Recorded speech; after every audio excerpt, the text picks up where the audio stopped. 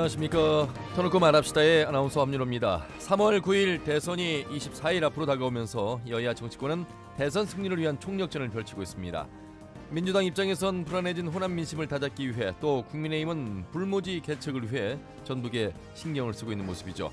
더욱이 민주당이 혁신안 발표와 함께 지방선거 예비후보 등록 일정을 대선 이후로 연기하면서 지역 정치권의 공천 경쟁이 노골화되고 있습니다.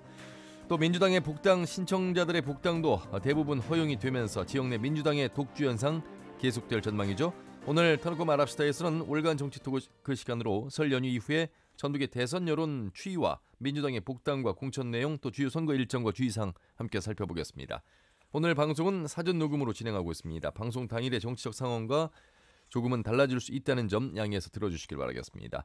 유튜브에서 터놓고 말합시다를 검색하시면 실시간 보기와 다시 보기도 가능합니다. 많은 의견과 제보도 해주시길 바라겠습니다. 자, 그러면 토론에 들어가기 앞서 도민들은 대선과 지방선거 움직임을 어떻게 바라보고 있고, 또 출마자들에게 당부할 사항은 무엇인지 김세별 리포터의 도민 인서트로 함께 들어보시죠.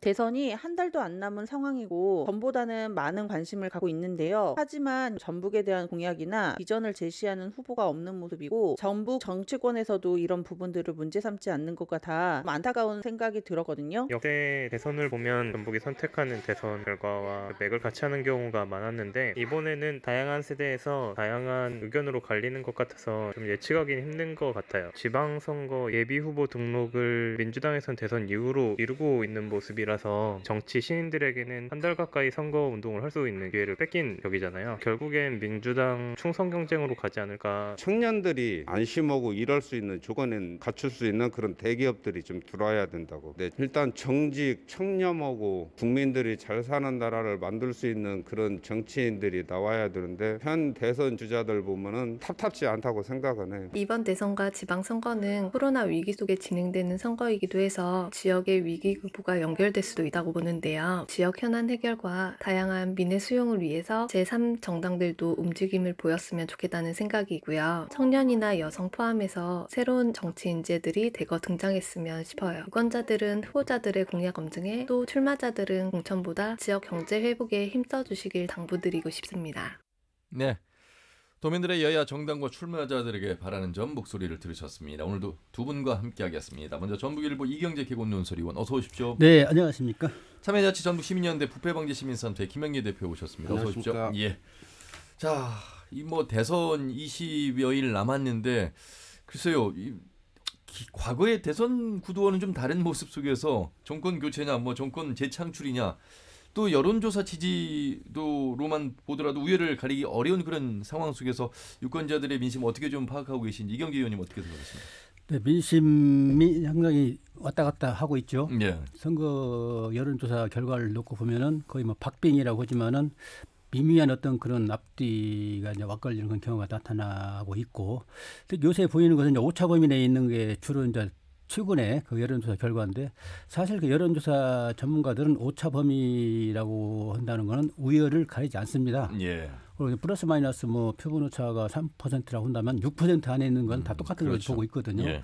그래서 아주 지금 미세한 그런 분위기 속에서 경쟁을 하고 있는데, 일단 전라북도 민심도 이와 다르지 않는 것 같고, 과거 선거에 보면은 이런 30일 전에 보면 어떤 고착적인 어떤 지점, 이런 포인트들이 나타나는데, 지금 보면은 어떤 특별히 우세하고 또는 특별히 저열한 그런 분위기가 아니고, 다만 이제 민주당 정서가 강한 지역이기 때문에 눈여겨볼 대목은 국민의힘당에 대한 어떤 분위기가 과거와는 좀 다른 그런 느낌을 가질 수 있다는 거고, 특히 이제 국민의힘당 도당 이야기를 들어보면은 청년들이 지금 많이 입당을 많이 하는 그렇죠. 그런 기세가 좀 있고, 또 민주당 정서에 대한 어떤 반발 기류 상당히 강한 그런 기류가 양쪽 어떤 그 기류가 나타나고 있는 것이 현재 시점까지도, 한 달 남긴 현재 시점까지도 그대로 공통된 현상이 아닌가. 이제 앞으로가 이제 문제인데, 이제 TV 토론이 대세를 결정지을 걸로 보고 있고요. 이제 그런 즈음에서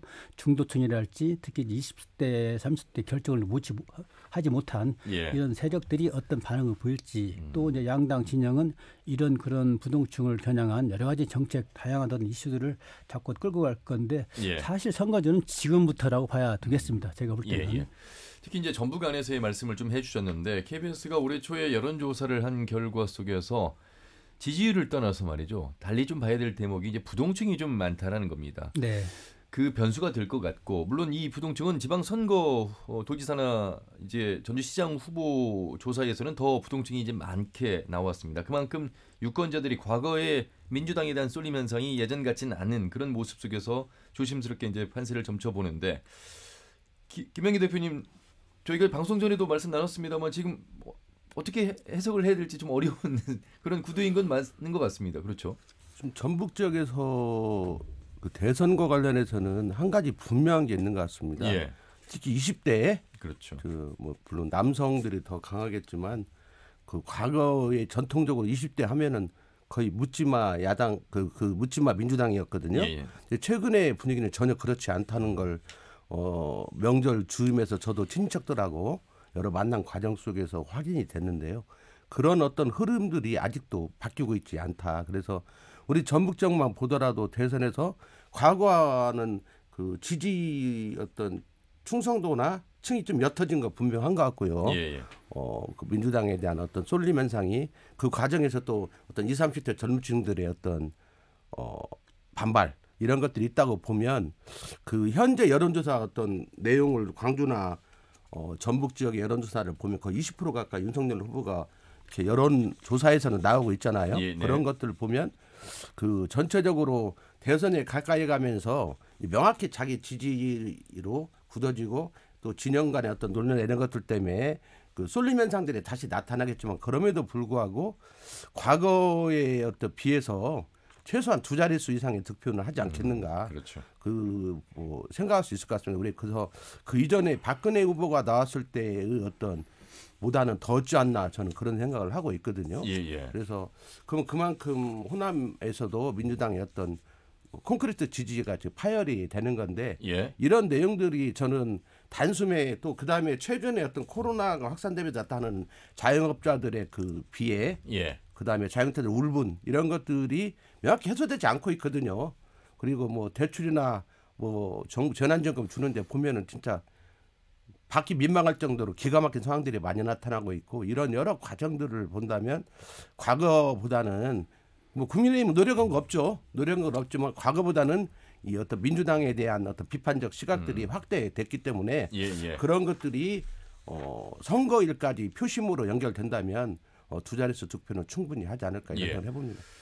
박근혜 전 대통령이 전북에서 13.2%의 득표를 얻었습니다. 이제 그 이상을 기대하고 있는 게 이제 정운천 도당위원장의 이제 말씀이었는데 아마 그 정도 때의 변수는 역시 이제 부동층과 20대, 30대 이 청년층에서의 표심이 변수가 될 것이다 이런 말씀을 해주셨습니다.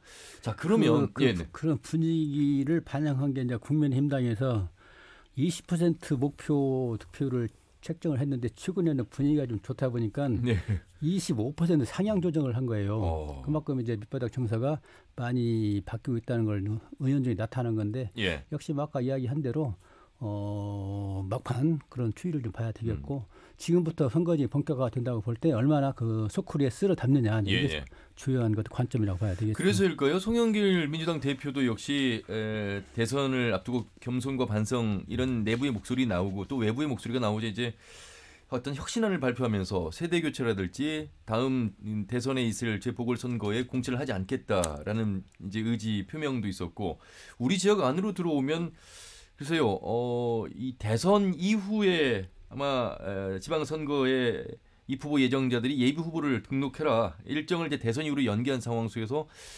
3월 9일 이후에 6월 1일 지방선거 글쎄요 시간이 많지 않은 가운데 유권자들이 후보를 알 수 있는 시간이 줄어들면서 선택적 폭이 좀 좁아지기도 하고 이것은 곧 중앙정치, 지방정치가 예속되는 거 아니냐라는 강한 비판의 목소리도 나오고 있고 오늘 아침에 안태성 기자의 뉴스 내용을 보면 현직 도의원들이 지금 뭐 현직 도지사를 돕고 있는 그 선거 캠프 문제점도 지적했습니다. 선거법상 문제점은 되지 않겠습니다만 의회의 역할을 소홀히 하고 있다는 비판은 피할 수 없는 모습인데 아예 이제 그냥 오픈해놓고 이제 활동을 하고 있다는 그런 지적이었습니다. 아울러서 지방선거 관련해서 우리 현실을 조금 더 꼼꼼하게 한번 살펴보도록 하겠습니다. 김영규 대표님. 예. 그 현실적으로 지금 그 민주당 대표가 혁신안을 발표했는데 그 실질적으로 실현 가능성이 많이 떨어지는 게 사실이거든요.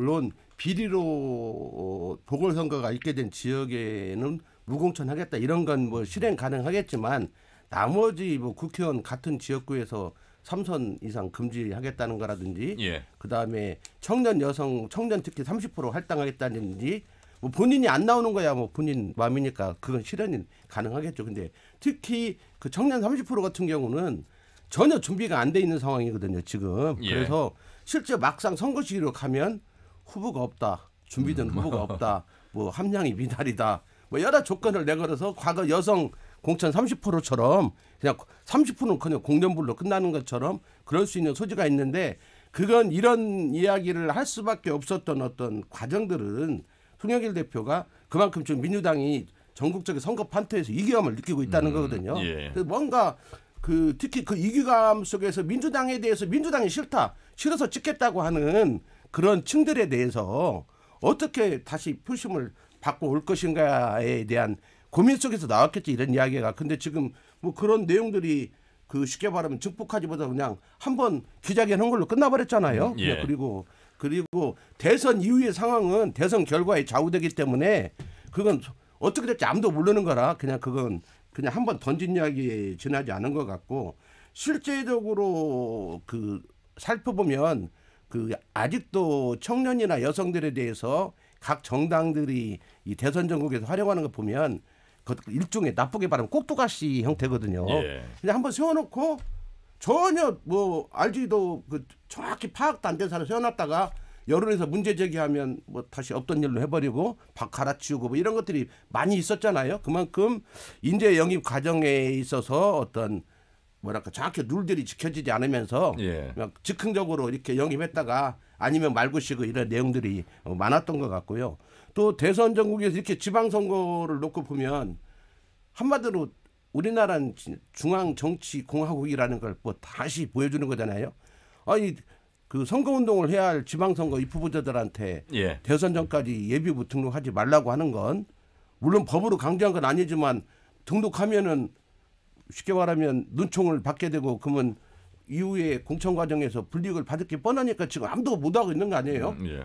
거의 뭐. 아니 그래서 민주당원으로 한 40년 활동해온 김재선 민주당의 도지사 후보가 등록을 하면서 강한 인터뷰를 해주셨거든요. 이건 말이 안 되는 상황이다. 그러니까 선거 활동을 해야 되는데 등록을 하지 말고 대선 이후로 연결하는 건 정치 신인에게는 상당히 불리하다 이런 점을 강하게 지적도 했거든요. 이게 헌법에 있어서의 피선거권을 정당 대표가 어떻게 보면 정당에서 부정하고 있는 거잖아요. 예. 엄연히 선거운동을 할 수 있는 기관과 내용이 있는데 그걸 정당 대표들이 부정하는 거기 때문에 그만큼 그 중앙 정당의 대표나 이런 지도부가 이 분권이나 자치에 대해서 얼마나 천박한지 이런 것들을 단적으로 보여주고 있는 것 같고 뿐만 아니라 대선의 기여도를 선거 과정에서 가점으로 주겠다라는 그런 민주당의 입장까지 좀 포함한다면 이 지역에 있는 유권자들을 위한 마음이 어떻게 가고 있는지 좀 파악할 수 있습니다. 대선 기여도라는 것도 알 수가 없는 거잖아요. 그럼 어떤 사람이 대선에 기여했냐?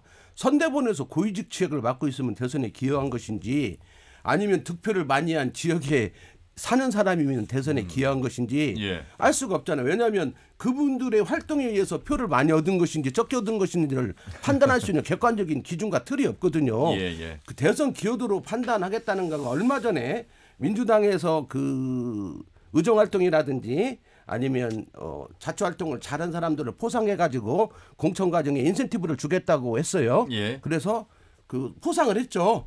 이쪽 포상을 했는데 우리 지역에도 받은 사람 우리 지사님도 받았죠. 여러분들이 받았는데 근거가 없어요. 왜 포상을 했는지를 아무도 몰라요. 예. 그러면 지금 그 아무도 모른다는 이야기는 관계라든지 자기 계파, 관계 이런 데 속에서 포상이 이루어지는 것처럼 예. 대선도 그런 소지가 많고 결국 그 이야기는 대선 기여도를 평가하겠다는 대선 끝나고 나면 내 계파 나한테 충성한 사람들한테 점수 좋게 주겠다 이 이야기와 다름이 아니거든요. 예. 그래서 그건 진짜 그 해서는 안 될 발언들이고 어쨌든 간에 이런 그 지금 분위기는 여야를 할 것 없이 이런 분위기가 지금 확대되다 보니까 정치 신인이라든지 기득권을 갖고 있지 않은 정치인들은 이 후보를 했지만 쉽게 말하면 유권자의 알 권리를 침해받고 있고 본인들이 본인을 홍보할 수 있는 수단을 지금 잃어버렸다는 겁니다. 무소속 예. 아니면. 예. 그래서 지금 지방선거가 대선 끝나고 3월 9일 대선이면은요.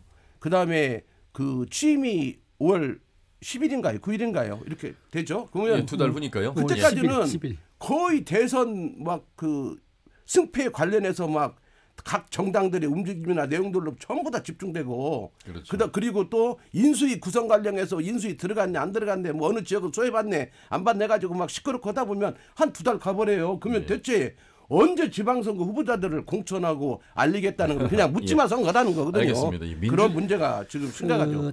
민주당의 일련의 그런 조치들을 보면은 그 얼마나 민주당이 지금 대선을 앞두고 다급해 있는가. 위기감을 느끼고 있다. 조급함 때문에 이제 여러 가지 그런 시책들이 나온 건데 사실은 뭐 아까 금방 이야기한 그런 내용들이 다 맞습니다. 예컨대 예비후보 등록을 뭐 미루라랄지 그거는 예비후보 등록을 하면은 대선이 지금 급한 마당인데 지방선거에 그 비리 꽂혀가지고 그러다 보니 경쟁 과일이고 그래서 에너지가 낭비되는 그걸 막겠다는 것이고 또 하나 이제 그 대선 공헌들을 가지고 앞으로 평가하겠다는 것도 역시 대선에 좀 올인을 좀 해달라는 거 주문이나 마찬가지거든요. 그런데 그 문제가 상당히 그 주관성이 개입되길 소지가 많고 대선 기여들을 어떻게 평가하겠냐고 보니까 이재명 후보의 득표율을 과거 대선과 비교해서 그 높낮이를 좀 보겠다는 거거든요. 열심히 최선을 다해라고 주문인데 그것도 지금 이 시점에서 어떤 유효한 어떤 카드지 대선이 끝나고 나면은 그 뭐 무용지물이 될 수 있는 그런 카드가 있고 아까 이야기한 그 송영길 대표가 이야기한 그 5가지 개혁 조치들 그것도 역시 뭐 내용은 뭐 그럴 수 있다고 봐요. 근데 타이밍을 보다 좀 선거 전 개시할 때랄지 이럴 때 했으면은 뭐 진정성을 확인할 수가 있는 그런 내용들인데 또 이 선거에 다급하니까 또 지지율이 안 오르고 박스권에 같이 있다 보니까 그걸 돌파하기 위한 어떤 그런 걸로 보여서 역시 진정성이 의심되는 그런 대목이고 예컨대 5가지 항목 같은 경우는 뭐 국회의원 4선 연임 제한이랄지 또는 그 차기 총선 본인이 이제 불출마도 얘기를 했고 또 종로, 안성, 청주 같은 보궐선거 국회의원 지역을 후보를 내지 않겠다는 그런 것도 있고 또 예컨대 윤미향, 이상재, 박덕은 그런 의원들의 윤리위에서 처리한 내용을 국회에서 신속히 제명 처리를 하겠다 이런 내용들도 있고 이런 것들을 다시 뒤집어 보면은 사안이 발생할 때 그때 처리를 했어야 될 사안들이거든요. 그래서 이런 것들 보면 진정성에 문제가 있고 종합적으로 보면은 대선을 앞둔 어떤 지지율이 정체 때문에 상당히 조급하고 다급해서 나온 그런 조치들이다. 그래서 진정성을 잃어버리고 있고 효과도 보지 못하고 있는 것이다. 자, 지역 안으로 들어와서요. 이 민주당 이야기가 상대적으로 좀 많을 수밖에 없는 것이 그만큼 많은 지지를 이제 보내주고 있는 상황 속에서 복당 신청을 받았는데 197명이 신청을 했어요. 196명이 복당이 허용되었습니다. 뭐 거의 대부분 다 복당이 허용된 상황인데 이 부분, 그러니까 2014년이죠. 민주당과 국민의당으로 이제 갈라진 이후에 다시 일당 독주가 이제 만들어졌습니다. 이것은 곧 대선 이후에 있을 지방 선거를 뭐 준비하는 입후보 예정자들이 이제 대부분인데 어떻게 좀 봐야 될지 이 도로 민주당으로 가고 있는 일당 독주로 가고 있는 민주당의 우리 지역 유권자들은 어떤 또 판단을 하실 것인지도 좀 궁금합니다. 어떻게 보셨습니까, 김영기 대표? 대선이 지금 올인하다 보니까 뭐 이 우리나라 대선이 100% 어떤지 다 잃든지 하는 무 아니면 도식의 그냥 벼랑 끝 어떤 게임이 되다 보니까 이런 현상이 벌어지는데요. 한 표가 아쉽죠. 그러니까 특히 지금 우리 호남 지역이 과거와 다르게 막 90%대 지지율이 나오는 시대가 아니잖아요. 그러다 보니까 특히 그 탈당자 중에 국민의당 이 당시 2004년 이후에부터 쭉 대부분 안철수 현상 속에서 이렇게 많은 호남 쪽에서 탈당이 있었고, 뭐 그 수도권에서도 마찬가지일 거 아닙니까? 호남 지역, 호남 출신들이 많았을 것이고, 그러니까 이분들을 포괄을 해야 하는데 어떤 기준을 가지고 포괄을 하면 뭐 그냥 그 기준이 옳으냐 그러냐 가지고 시끄럽고 그래서 영입 효과도 없을 것 같고 그러니까 전체를 다 영입한 거냐. 지금 뭐 재판받고 있는 사람 빼고는 다 해버린 거니까 다 100% 영입이라고 봐야죠. 그러니까 이런 어떤 영입 과정 속에서 시너지를 얻으려고 하는 거라고 보는데 문제는 정치가 진짜 그런 것인지 정치가 이렇게 선거만 치르게 되면 과거 일은 모든 것을 다 묻지 마. 안 묻고 다 담아낼 수 있는 그릇인지 이런 과정들이 비단 이번뿐만이 아니고 항상 선거 때마다 반복되고 있거든요. 그래서 예를 들면 선거도 중요한 막 경쟁이 있으면 탈당자도 막 복당을 시켜가지고 입당을 시키려고 하잖아요. 자기 후보를 막 내세우고. 그래서 이런 과정들이 진정한 정치 발전에 도움이 되는가. 그리고 또 한편으로는 표에도 도움이 되는지 그것도 또 물론 뭐 그 사람들은 찍겠죠. 고마워서 찍겠지만 그 어떤 그런 것들이 장기적으로 이 지속 가능한 정치 발전은 전혀 도움이 되지 않을 것 같고 예. 현재 눈앞의 이익을 위해서 모든 것을 없던 걸로 만드는 것들이 결국 우리의 정치 문화의 성숙을 가로막고 있는 건 아닌지 물론 그런 건 있습니다. 현재 탈당자들이 안철수 현사 탈당한 건데 웬만한 사람은 다 탈당해. 그래서 당이 하도 바뀌어 우리나라는 선거만 끝나면 예. 이번에 선거 끝나고 나면 패배한 그 정당은 또 없어지지 않겠습니까? 예. 없어지고 또 저렇게 만들어야지. 그래서 정당에 있어서의 탈당이나 입당이 우리나라에서 큰 문제가 안 돼요.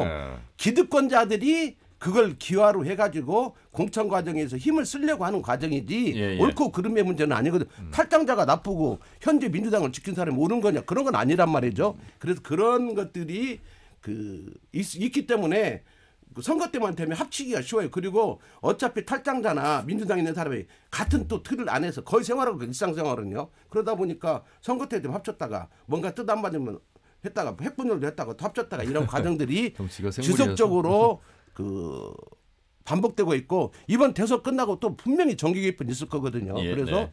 뭐 또 그러면 또 탈당자 나오고 뭐 당이 또 갈라지고 막 그런 현상들이 벌어지지 않겠어요. 그러니까 이런 것들을 막기 위해서도 이 대선 이제는 헌법 개정을 해서 헌법 개정 통해서 이렇게 모든 권력을 이렇게 이긴 자가 승자 독식 구조를 좀 깨부숴야 할 때가 되지 않았는가 이런 생각을 해봅니다.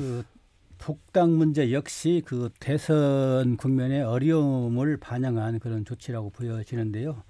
그런 과정에서 어려움 속에서 당을 지켜온 그런 이른바 집토끼들이 반발이 상당히 심하지 않습니까? 예. 그래서 이제 당 차원에서는 우선 대선을 이겨야 되겠고 또 지방선거는 그 다음 문제고 또 지방선거에서 오픈시켜놓고 살아남는 자는 또 뭐 우리 편 뭐 이렇게 되는데 아까 이제 김영기 대표가 이야기한 것처럼 과연 이런 것이 정치냐라고 했는데 중앙당은 또 기존의 정치권은 이것이 정치다 이렇게 답을 한 것이죠. 네. 자 그런 가운데 한 가지를 좀 확인하는 게요. 네네네. 죄송스러운 말씀이지만 이게 어려운 시기에 당을 지킨 사람들이 아니에요. 제가 볼 때는 왜냐하면 주류들은 당을 지켰고 그 주류들한테 서름과 압박을 받는 사람들은 공천을 이상한 기준으로 공천 탈락하고 컷오프되고 이러니까 나가서 무소속이나 탈당해서 당을 만든 거거든요. 그래서 최근에 2000년대 이후에 민주당이 어려운 적이 물론 있었죠. 이명박 박근혜 어려움이 있었지만 예. 국민들이 바로 극복해줬고 그래서 실제적으로 당을 지킨 사람들이 꼭 옛날 구사대처럼 그런 건 아니다. 예. 기득권자들이다 이렇게. 우리 지역에서는 민주당 공천이 곧 임명장이다. 뭐 이런 등식도 나올 정도로 상당히 강한 민심의 쏠림 현상이 있는 지역구로서 송하진 지사가 이제 3선의 뭐 출마 의사를 강력하게 표명을 하지 않았습니다만 그 지금 구도가 짜여지고 있고 아울러서 현직 도의원들이 도지사를 돕는 그런 역할 아직 의원의 신분으로서 이 부분에 대한 지적도 뉴스가 보도됐고 그리고 뭐 지금 현재 대외협력국장을 비롯해서 또 이미 보직을 내려놓고 이제 캠프에 돌입하는 현상. 지방선거에 다 상황을 살펴볼 수는 없을 것 같고요. 도지사 어떤 구도 속에서 이러한 모습은 어떻게 좀 바라보고 계신지 이경재 의원님. 저도 뭐 뉴스를 보고 알았는데요.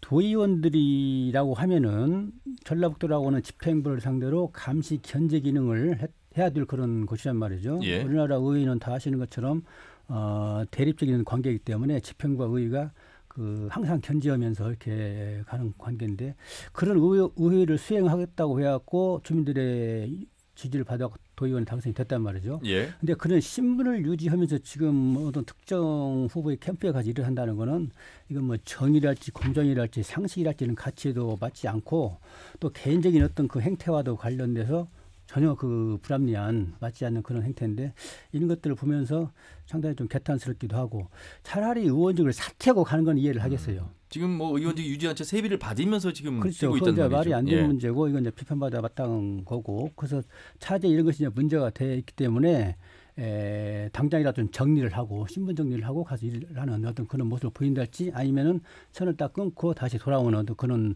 그 행태를 좀 보여줘야 그래도 그나마 유지가 되지 않겠는가. 이건 상당히 그 불합리하고 아주 있어서는 안 될 일이 벌어지고 있다고 생각합니다. 예. 네. 지방자치를 심각하게 의원님이 훼손하는 거잖아요. 이게 지금 전례가 있습니다. 뭐냐면 전주시의원 이현택 현직 국회의원이죠. 이현택 의원이 현직 시의원을 중도에 사퇴하고 비서실장으로 갔단 말이죠. 전주시 비서실장. 예. 예.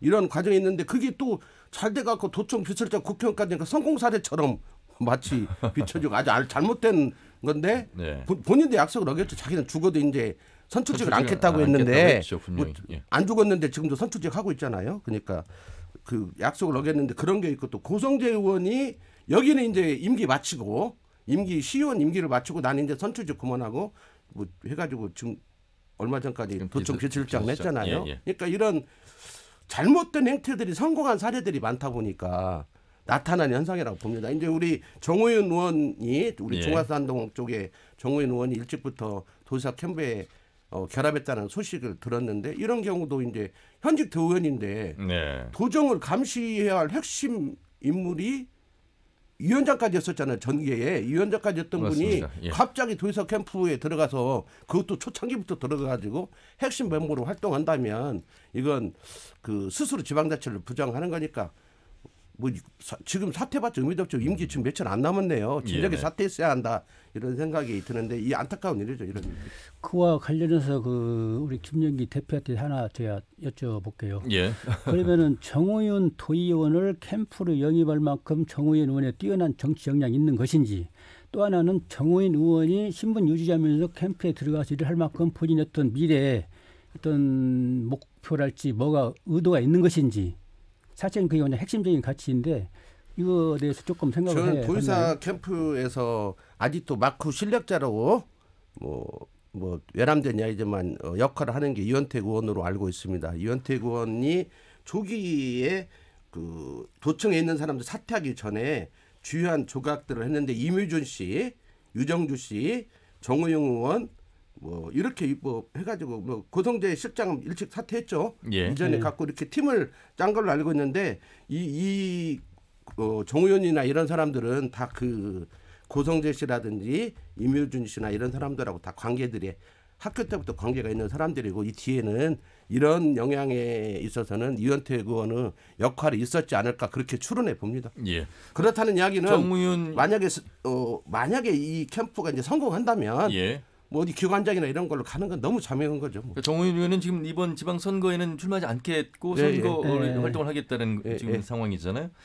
자, 향후 뭐 어떤 방식으로 진행이 되는지를 보면 지금의 의도를 좀 알 수 있을 것 같습니다. 그러면은 이제 선거가 끝난 뒤에 만약에 당선이 된다고 한다면은 정의원 의원의 어떤 그 신분상의 변동을 한번 주시해서 봐야 되겠군요. 예, 네. 어쨌든 핵심은 현역 의원이 행정을 감시하고 견제될 의원의 역할을 하지 않고, 이건 내부에서도 동료 의원의 목소리를 정확하게 전달해 드린 겁니다. 내부에서도 비판의 목소리가 분명히 나오고 있기 때문에 결론은 정의원 의원이 가서 돕고 싶으면은 지금 의원직 다 내던지고 가라 이 말씀이죠. 예. 자, 도지사 후보 군마저도 저희가 이야기를 할 수 없는 그런 대선이 앞에 있어서 예비 후보 등록을 하지 않고 있기 때문에 이 후보자들의 입장도 들어볼 수도 없고요. 지금 상황을 저희 언론에서 이야기하기가 참 불편한 그런 상황에 놓여 있습니다. 대략 출마 의사를 보인 후보군이 있습니다만 결국 민주당 안에서의 경선이 또 어떤 방식으로 이루어질 것인가가 관심사이기 때문에 이것도 대선 이후에나 살펴봐야 될 텐데, 지금 여러 대선 캠프에서 뛰고 있는 활동하고 있는 당원들, 또 내지는 지방선거를 준비하고 있는 이 후보 예정자들이 선대위 이 직함을 보통 한 2-3개씩은 가지고 뛰고 있는 것 같은데 너무 남발되고 있지 않느냐 이런 지적도 있고, 역시 이런 부분이 공천 심사 과정에서 어떻게 또 평가받을지에 대한 본인들의 또 의중도 있을 것이고요. 어떻게 보세요, 이경재 의원님? 이재명 후보의 직함, 관련된 직함이 무지무지하게 많습니다. 네네. 특보랄지 위원장이라 할지, 위원장도 자치 또는 지역 균형 여러 가지 분야별로 다 있고 그러는데, 이거는 선거 국면에서 어쩔 수 없는 불가피한 현상이라고 보고 있고요. 예. 또 직함이 나중에 그 경선 과정이라 할지 이럴 때 얼마나 좀 반영이 되겠는가, 그것은 제가 볼 때는 별로 뭐 그냥 나눠주다 싶이 한 그런 직함이기 때문에 그 예. 효과를 뭐 그렇게 달보가 되는 건 아니라고 보고 있고요.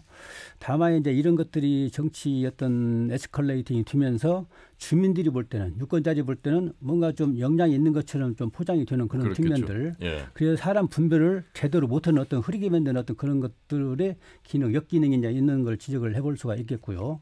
또 이제 또 하나는 이제 이 경선이라고 하는 어떤 과정을 거쳐야 되지 않습니까? 그래서 직함을 갖는 것도 역시 경선 과정에서 보다 좀 유리한 유권자를 상대로 하든지 당원을 상대로 하든지 유리한 국면에 들어서기 위해서 갖는 것일 텐데 이때 또 영향력을 행사한다고 한다면 그것도 역시 불공정한 그런 수단이 될 수밖에 없는 것이고 예. 직함을 가졌다고 한다면은 그에 맞는 역할을 해야죠. 예컨대 뭐 특보랄지 또 뭐 균형발전 뭐 위원장이 뭐 부위원장이라고 직함을 가졌다 할 때는 뭔가 좀 토론도 하고 주민들의 의견을 모아서 중앙당이 반영하고 정책이 반영 그런 역할을 한다고 한다면은 뭐 이해를 잘 사람은 없겠죠. 근데 지금 그런 기능이 다 상실되고 또 하지도 않고 기회가 또 마련되지 않고 있는 상황에서 그냥 뭐 나눠주듯이 뭐 특보랄지 위원장이랄지 부위원장이랄지 이런 것들이 남발되고 있기 때문에 오히려 어떤 그 혐오감을 좀 주는 직함 과다가 저는 현상이 되고 있다 이렇게 말씀을 드릴 수 있겠습니다. 네, 오늘 터놓고 말합시다. 참여자치 전북 10년대 개명기 대표 그리고 전북일보 이경재 개건 논설위원과 함께 하고 있습니다. 이번에는 선거를 앞두고 주의해야 될 점들이 상당히 많은데 전북 선관위를 연결해서 말씀 들어보도록 하겠습니다. 전북 선관위 홍보과의 강인철 팀장 전화 연결돼 있습니다. 팀장님 수고 많으십니다. 네, 안녕하세요. 예, 자 대선을 비롯한 일단 지방선거의 주요 일정부터 먼저 짚어주시죠. 네, 오늘로 대통령 선거가 24일 남았습니다. 오늘부터 내일까지 후보자 등록이 진행되는데요. 선거운동은 모레부터 3월 8일까지 22일 동안 할 수 있습니다. 초청 후보자 법정 토론회는 3번 개최되는데요. 2월 21일, 25일, 그리고 3월 2일에 개최됩니다. 사전투표는 3월 4일과 5일, 본투표는 선거일인 3월 9일 오전 6시부터 진행되게 됩니다. 지방선거는 6월 1일 실시되는데요. 교육감 선거를 포함해서 7개 선거를 동시에 실시하게 됩니다. 예비후보자 등록은 선거별로 차이가 좀 있는데요. 도지사, 교육감 선거는 2월 1일에 이미 시작되었고요. 도의원, 시장, 시의원은 2월 18일, 군수, 군의원은 3월 20일에 시작됩니다. 예. 본선거 후보자 등록은 5월 12일과 13일 이틀간 진행되고요. 선거운동은 6일 후인 5월 19일부터 13일 동안 진행됩니다. 사전투표는 5월 27일과 28일, 선거일 투표는 6월 1일에 있습니다. 예, 이번부터 공직선거법 개정으로 피선거권이 하향이 되는 점, 뭐 달라지는 점들이 좀 있습니다. 네, 그렇습니다. 지난 1월에 공직선거법 등 정치관계법이 일부 개정되었는데요. 피선거권 연령이 25세에서 18세로 정당 가입 연령이 18세에서 16세로 낮아졌습니다. 예. 그래서 청소년의 정치 참여의 폭이 좀 넓어졌습니다. 예. 또 단체장 선거 등에서 예비 후보자도 후원회를 두어서 정치 자금을 모금할 수 있게 되었는데요. 예. 선거 비용 제한액의 50%까지 후원금을 모금할 수 있습니다. 자, 지방선거 지금 현재 비공개 여론조사가 넘쳐나고 있고 향후 지역 여론을 살피는 여론조사도 더 늘어날 텐데 지방선거 출마자들의 여론조사는 언제까지 진행이 가능하고 관련해서 주의해야 될 점도 짚어주시죠.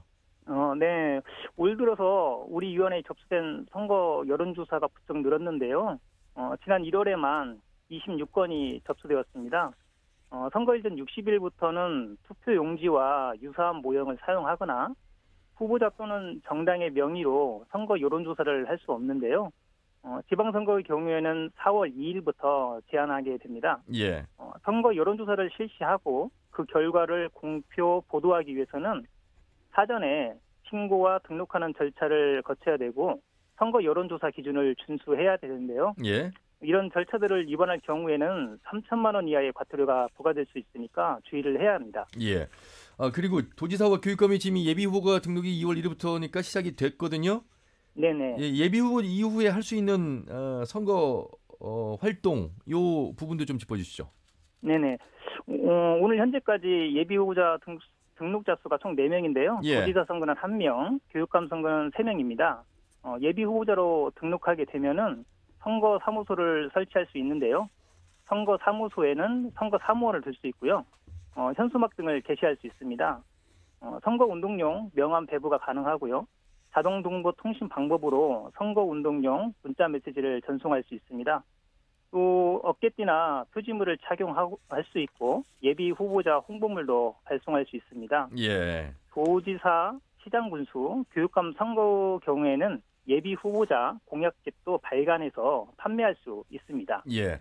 자, 요즘 뭐 온라인 비대면 선거전으로 변화가 많이 되고 있는 그런 선거 형태인데 일일이 단속하기에 뭐 역시 여러 개 한계점도 있고 어떻게 좀 단속을 하고 있고 금품수수 특히 선거 위법 행위에 대해서 유의사항도 많습니다. 짚어주시죠. 네, 그렇습니다. 코로나19로 인해서 선거운동이 온라인상에서 비대면 방식을 중심으로 이루어지고 있습니다. 그만큼 사이버 선거범죄도 기승을 부릴 것으로 예상하고 있는데요. 그래서 우리 위원회에서는 사이버 선거문화 자정 캠페인을 전개하고 있고요. 사이버 공정선거 지원단을 운영해서 온라인상에서 이루어지는 위법 행위를 빈틈없이 모니터링하고 있습니다. 특히나 온라인상에서 이루어지는 허위사실 공표나 비방 등 주요 위반 사항에 대해서는 신속하고 엄정하게 대처하고 있습니다.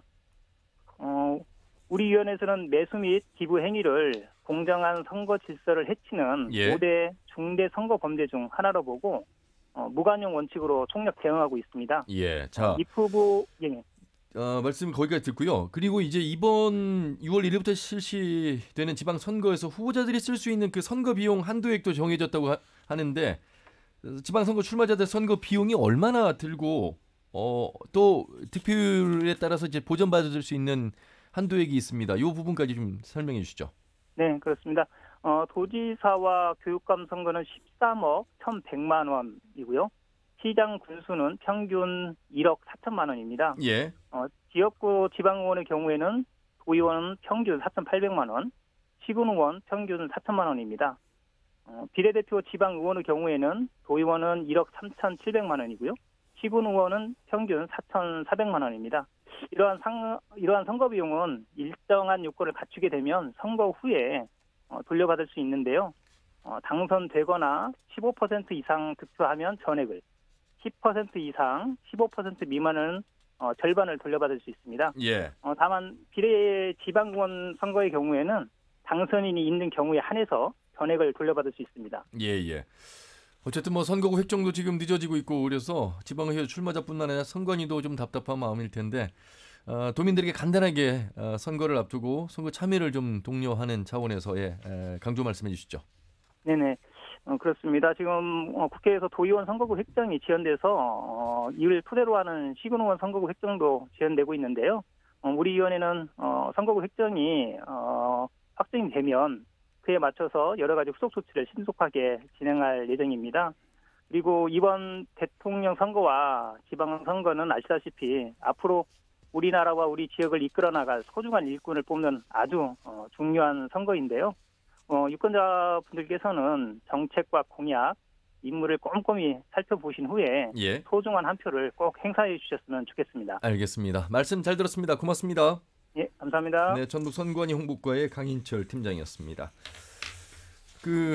이경재 의원님 이제 기자 출신이셔서 언론인들의 이 선거 캠프에 입성 또 내지는 정치 참여 우리가 이제 뭐 폴리틱과 저널리스트의 합성인 폴리널리스트라는 표현을 씁니다.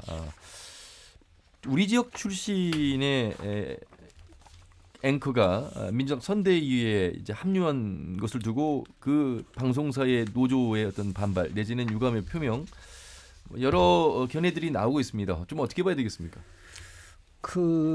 과거 선거 때마다 폴리패스라고 하는 게 좀 문제가 되시잖아요. 교수들이 학교에 있는 학자들, 교수들이 선거에 참여했다가 다시 선거가 끝나면은 뭐 고위직에 가는 경우도 있고 그렇지 않은 경우에는 다시 학계로 또 복귀하는 그런 일이 있어가지고 비판을 많이 받았는데요.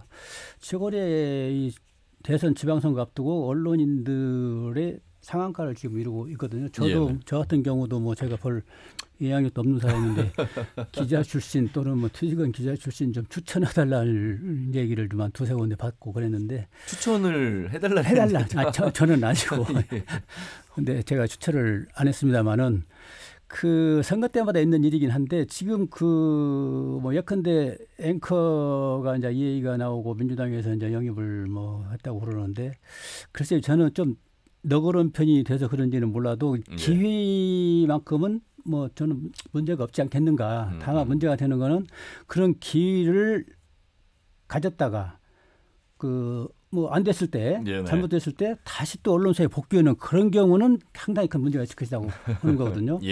예컨대 지금 뭐 정동영 의원이랄지 김원기 전 국회의장이랄지 뭐 신경민 의원 뭐 장세환 전 의원, 뭐 이석경 뭐 KBS PD 출신의 뭐 한평 군수 출신들, 이낙연 총리도 마찬가지고요. 엄청나게 많이 있거든요. 현역들도 많이 있고. 이영호 의원도 있고요. 그래서 그 기회 문제만큼 뭐 차단을 얻었던 제도적인 장치는 뭐 그런 문제가 안 된다고 보고 있고요. 다만 이제 떨어졌을 때 다시 언론에 복귀하는 그 경우는 문제가 될 것이다. 왜냐하면 벌써 이제 이념화되어 있고 오염화되어 있다는 얘기거든요. 정치 일선에 문을 닫았다는 거는. 그래서 그런 사람이 다시 언론에 복귀하는 건 문제가 있다고 보고 기회 주는 것만큼은 뭐 조금 관대하게 봐야 되지 않겠느냐. 저는 그런 생각을 입장을 하고 있습니다. 이제 대선을 얼마 남겨두지 않고 있는 시점에서 어떤 기회로 보는 이제 평가도 있습니다. 아울러서 우리 지역 이상직 현역 의원이 지금 뭐 당선 무용을 선고받은 상황에서 또 대법원 판단을 또 기다리고 있는 상황 속에서 공석이 될 수도 있는 그런 어떤 이제 예측을 하고 있는 측면에서의 이제 영입 또 그 영입한 당사자의 정치적 계획 뭐 이런 부분들이 이제 노출이 되다 보니까 이제 그런 여러 가지 복합적인 평가들이 나온 것 같은데 김한기 대표님은 어떻게 보세요? 우리 의원님은 언론 출신이라 관대하게 보는데 참 있을 수 없는 일들이 한국 사회에서 벌어져서 법이 가능하다면 현직 언론인이 퇴사 후에 일정한 기간 동안 정치 참여를 못하게 해야 한다고 봅니다.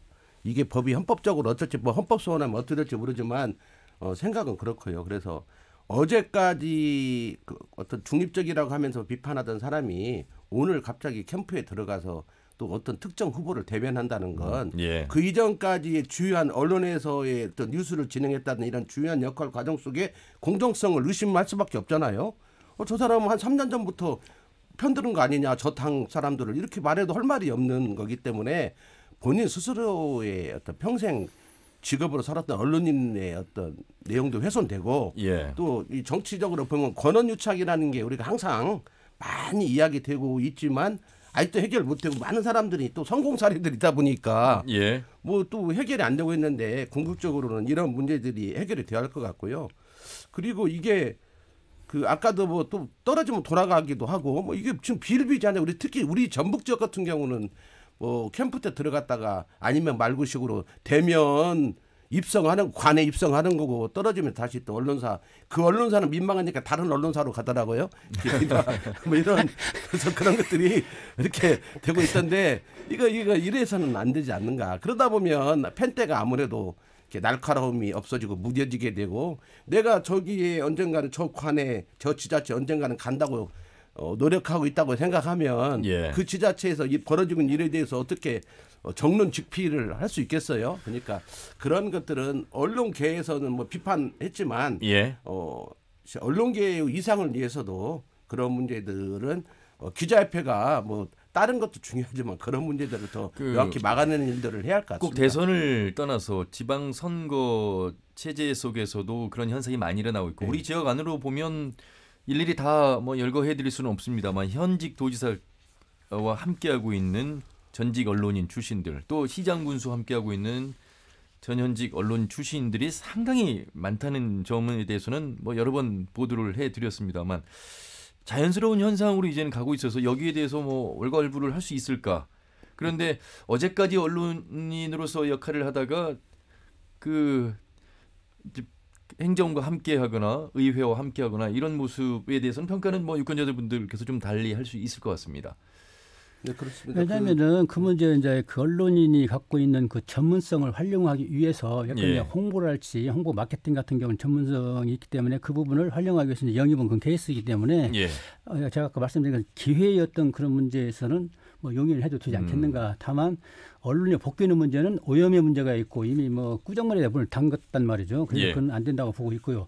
아까 이 얘기한 그런 앵커 출신 얘기는 뭐 뭐 구체적으로 좀 말씀을 드리면은 더불어민주당의 인재영입위원회에서 JTBC 이정은 앵커를 예. 지금 영입을 했습니다. 그래서 이정은 앵커가 전주 을 지역에 나가냐 마느냐 이 문제 갖고 있는데 저는 앵커 영입까지는 저는 괜찮다고 보는 입장이거든요. 예. 다만 이정은 앵커를 전주 을에 꽂는 것은 안 된다는 거예요. 왜냐하면 공정이랄지 예. 편평 원칙에 어긋나는 전략 거고요. 공천은 안 된다. 민주당이 갖고 있는 공천 룰을 따라서 해야 되고 떨어지면 떨어지는 것이고 경쟁이 있다고 보면 또 되는 것이고 그렇게 좀 분리해서 봐야 되지 않느냐 제 예. 입장 그런 겁니다. 자, 그러면 제가 자연스럽게 첨언하겠는데요. 예, 네, 네. 민주당 을은 만약에 이상직원이 대법원에서도 같은 판결이 난다면 예. 민주당 소속 탈당했지만 지금은 무슨 원래 소리죠? 예. 민주당에서 공천받아서 당선된 국회의원이 비리의회에서 물러나는 거기 때문에 무공천 지역이에요. 예. 그럼 그거 어기겠다는 거잖아요. 지금 쉽게 말하면.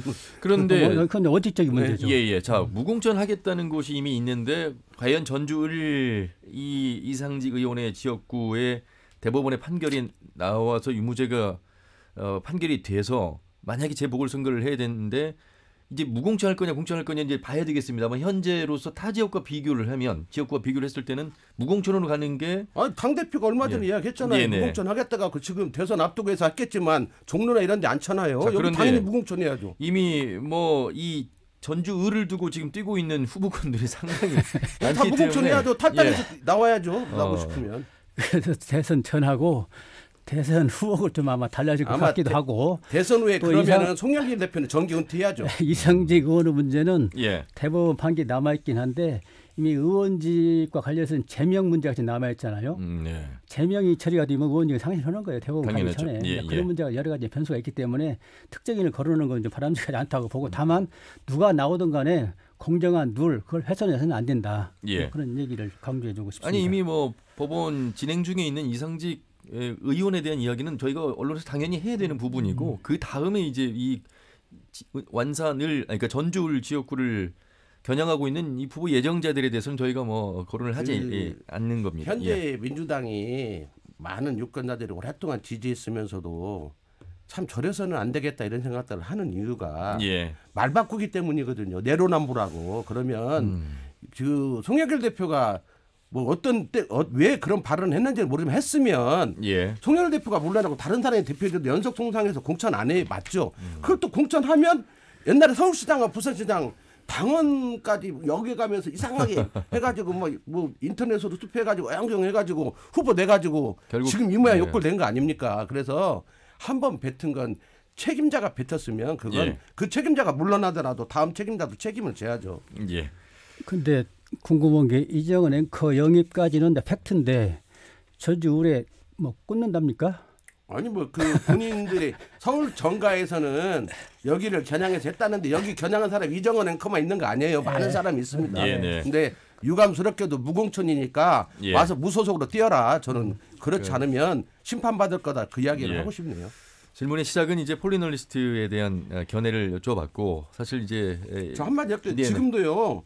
제가 이렇게 돌아다니면서 만나보면 캠프에서 기자 출신을 구하지 못해갖고 지금 난리입니다. 왜냐하면 요즘 상한가라는 완전히 표현을 쓰고 있잖아요. 막 뭐 그 시장 모든 단체장 후보들은 몇 명씩 있잖아요. 전부 다 공보실이 기자 출신을 배치해서 그거죠. 내가 잘 되면 공보 계장이나 실장, 뭐 과장, 뭐 직책은 다 다르겠지만 그렇게 하겠다는 건데. 사실 그래서 언론사의 공백이 지금 네. 뭐 심각하다고 지금 얘기가 또 나오고 지금 있잖아요. 막 현역 언론인들 전 집중적으로 만나가지고 그만두고 와서 해라. 그러면 현역 언론 입장에서는 당선 가능성을 안 볼 수가 없으니까 예. 이미 좀 당선 가능성이 높은 사람들은 다 자리가 찼고 이제 제2 후보군들은 예. 못 구해서 지금 자, 안달을 합니다. 제가 월요일 아침 페트롤 전북을 진행하면서 정운천 국민의힘 도당위원장과 김건영 복당한 군산 지역구인 전 국회의원 두 패널과 함께하고 있으면서 그런 질문을 드렸어요. 한때는 이 두 분이 같은 당에서 또